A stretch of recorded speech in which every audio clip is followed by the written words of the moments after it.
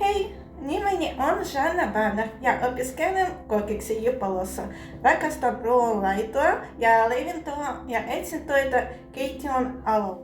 Minulla on kokemusta esimerkiksi ravitsemispalveluissa toimimisesta, lounasruokien valmistuksesta, tilaus- ja juhlaruokien valmistuksesta sekä ruokapalvelujen tuottamisesta ammattilaiskeittiössä.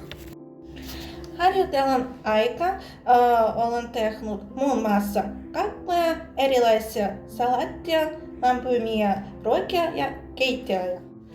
Puhun ukraina, venäjä, vähän englantia ja suomen riittävän hyvin työskentelyn.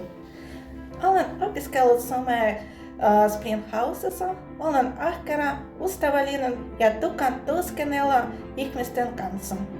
Opin myös nopeasti uutta.